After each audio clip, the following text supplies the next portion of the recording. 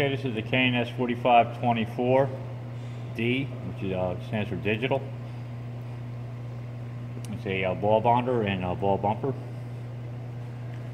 Now you can see you have an LCD screen here. You can set your parameters up. Right now I have it set for ball bonding. Ball bumping. That's the mode. The other modes available would be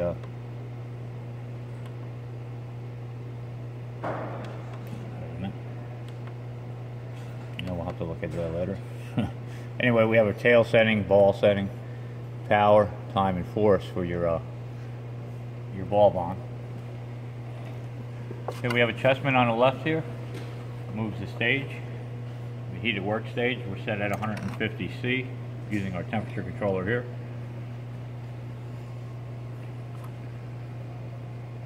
While we're here, we have some buttons here that we can use. We have a test button.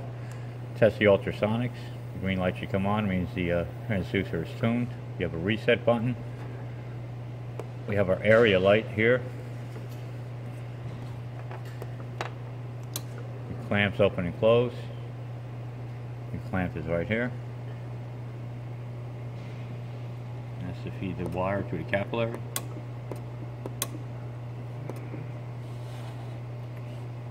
Okay, over here too we have the NEFO off.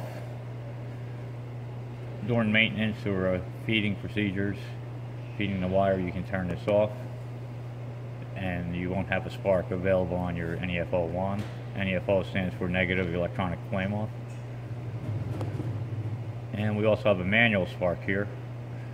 If you ever need to create a ball, if the ball failed, if you get an open here, you can always swing over the NEFO wand and hit the manual spark and the ball will be created.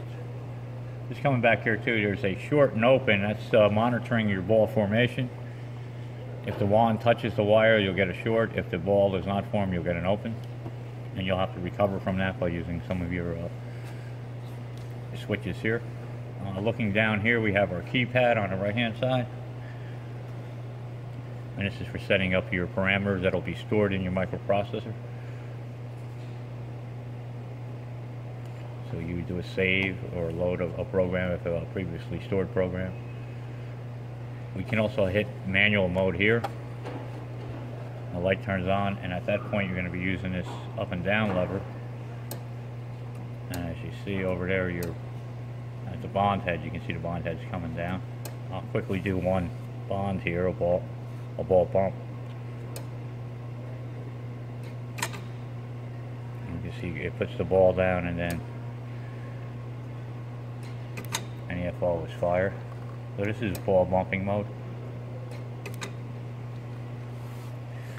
Alright, going back to the chessman here, you're going to use your right button when in semi-automatic mode, so I'll switch it off of manual. And you press and hold for search.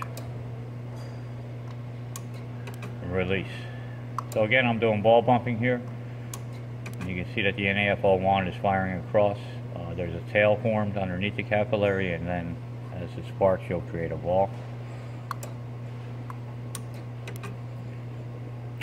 Quickly want to show you that we do have a target light, and you can see the crosshair that's generated right here.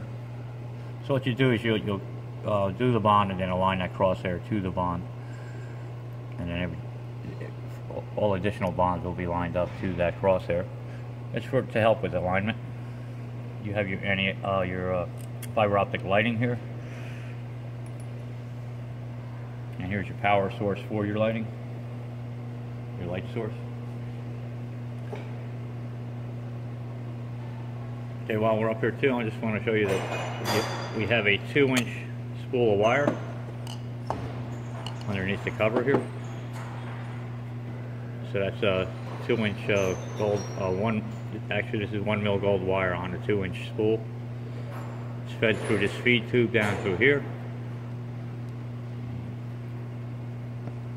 Come down through here underneath this glass plate. You'll remove the glass plate, feed the wire, and then put the glass plate on it. This is your tensioner. You put a little tension on that glass plate. It'll come down through the eyelet here. This is a kicker. All this is explained in the manual that you receive. What the purpose of the kicker and the tensioner and all that is very well explained in the manual. It'll come down through here to the drag clamp. Wire comes through the drag clamp, through your wire clamp, and then down through your capillary.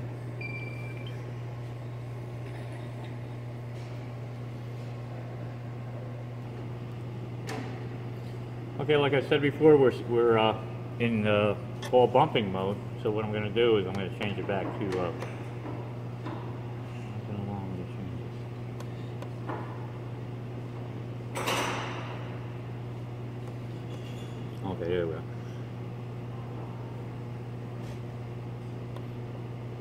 We also have single point tab capability with this machine. Again, all this is explained in the manual. So what we'll do is we'll go to standard mode and hit enter using the keypad on the right hand side here. Oh, we'll need to get off once we change it to standard. Step out of that and we'll hit enter to confirm. The machine will reinitialize and now we'll have a standard bonding set up.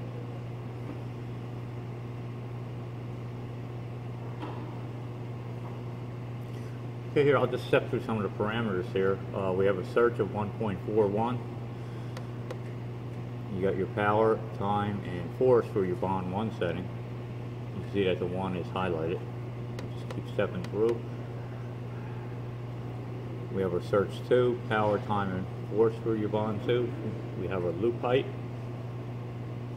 tail, and ball settings.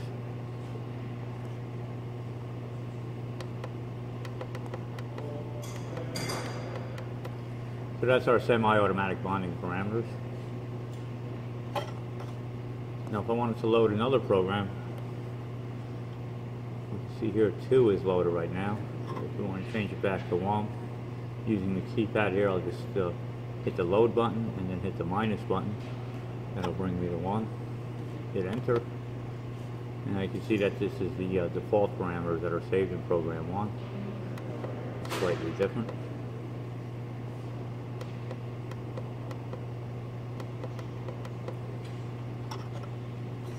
Again, what I'll do is hit load and I'll load in program 2. These are parameters that I set up to work best with the wire and tool capillary that are being used right now.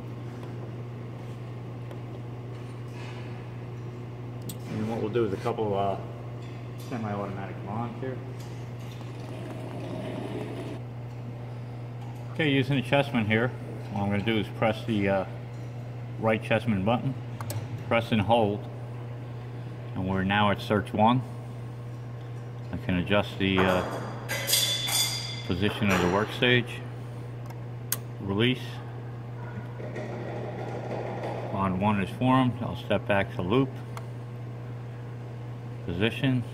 Now press the Chessman button and hold. Now we're at search 2. Release, and the tail is formed, and then a ball, EFO wand fires across, and a ball is formed. I'll do a couple more semi-automatic bonds. Press and hold for search 1, position if necessary, place the bond. Now we're at loop height, step back, search 2, bond 2. Now the good thing with a ball bonder is you can go in any direction off the bond,